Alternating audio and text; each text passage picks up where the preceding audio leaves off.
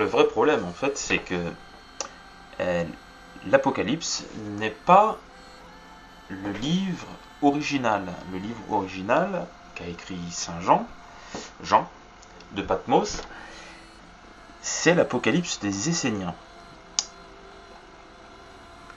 L'Apocalypse que l'on connaît quand on ouvre une Bible, c'est l'Apocalypse qui a été retoqué, comme d'autres livres du Nouveau Testament, par les différents conciles romains.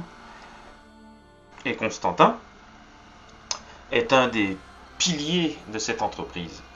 De quelle entreprise parle-t-on? De l'entreprise qui a consisté à faire des nazoréens, du nazoréisme, instigé par Saint Jean, le baptiseur. C'est lui le premier à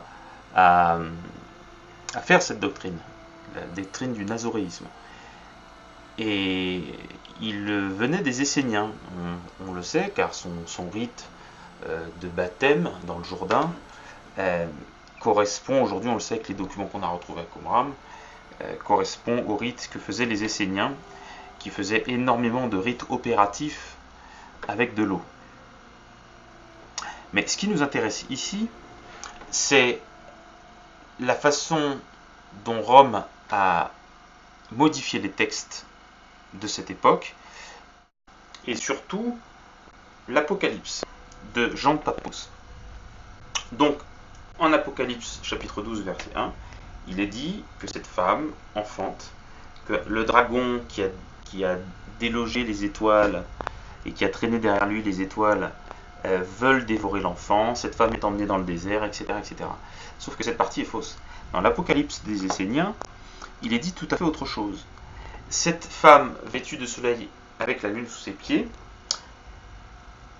se retrouve en face d'une bête qui sort d'un liquide visqueux qui ressemble fortement à du pétrole.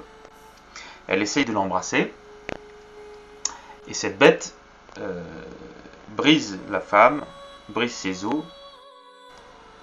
Si vous voulez, je peux vous en faire la lecture. Et la femme habillée de soleil étendit ses bras vers la bête et l'enserra et l'embrassa. Et voici sa peau de perle dessécha au contact de son souffle souillé.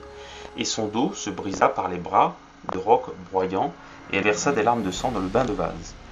Et la bouche de cette bête déversait des armées d'hommes brandissant des épées et se combattant les uns contre les autres. Et ils se battaient avec une colère terrible. Ils se coupaient leurs propres poumons et crevaient leurs propres yeux jusqu'à ce qu'ils tombent dans le puits de vase, hurlant à l'agonie et de douleur.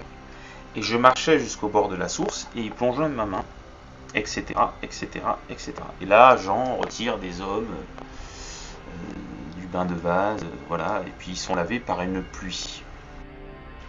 Vous pouvez retrouver ce texte sur fils-de-7.com, bibliothèque, Apocalypse des Esséniens. Reste à savoir comment doit être interprétée cette prophétie de Jean de Patmos.